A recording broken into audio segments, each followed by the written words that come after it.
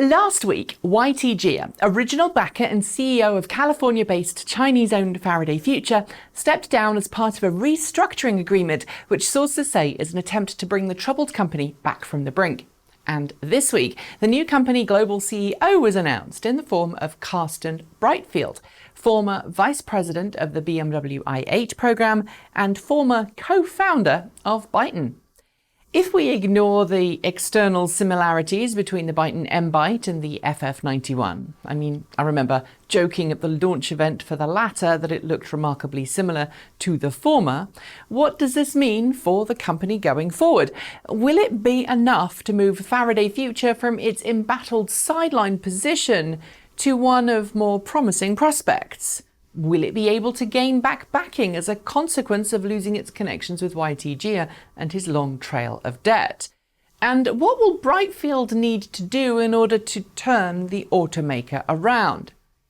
First up, I think we do need to clear something that some outlets haven't successfully reported yet. Namely that Jia, while no longer the CEO of Faraday Future, will still have some form of an active day-to-day involvement with the company. Rather than be CEO, he's now assumed the role of CPUO. And if you haven't heard of that position before, I wouldn't blame you. It apparently stands for Chief Product and User Officer. This, loosely translated, likely means he's still going to have a very active role in the way the FF91 is designed and produced, probably the FF81 as well. Since Jia's experience is mainly in the technology sector, it does make sense that he's focusing on that part of Faraday Future, while Brightfield's years of experience in the auto industry should keep the car bit of Faraday Future ticking along rather nicely. But how you feel about that change will likely depend on how you think YT will still effectively be at the reins or not. Some investors may see this as not enough distance between YT's old role and his new one. Others may view Brightfield's appointment as enough of a change to push the company in a new direction. And to be fair, this is not the first time that a founder and CEO has been replaced, assuming a different role within the same company. It's actually a fairly common practice in startup land, as the person who initially runs the company may not be the best person to do so moving forwards. With the day-to-day organisational stuff out of the way, let's look at what this means for Faraday Future right now and in the future.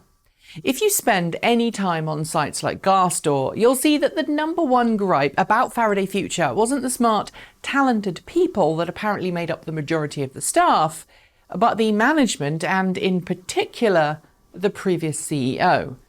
And I should note here that if you want to really know what employees felt, go check out that site for yourself. I'm not going to repeat them all here, but it makes for great reading.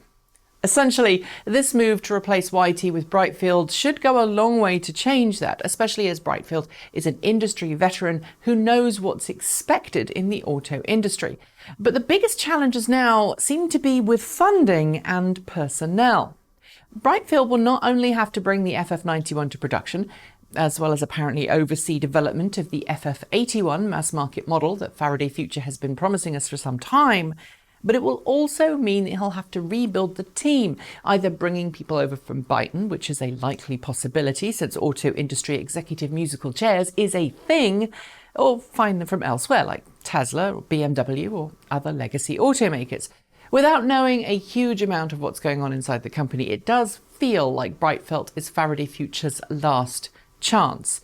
But it's just not clear how much of a chance he has to turn things around.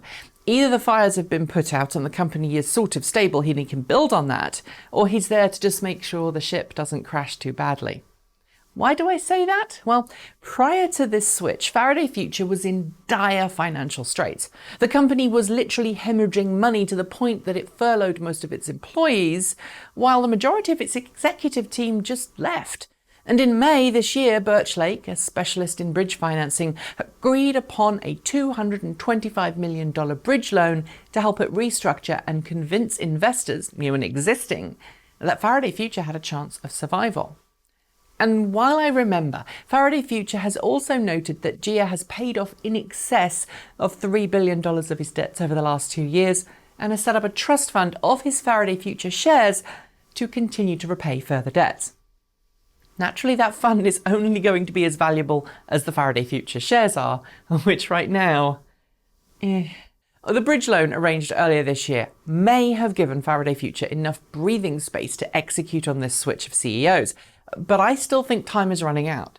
Based on the fact that we look into running headlong into a global recession and the ongoing China-US trade war is doing nothing to help that, not to mention the number of legacy automakers bringing cars to market that essentially compete in the same space as Faraday Future wants to, I still don't see much of a future from Faraday Future.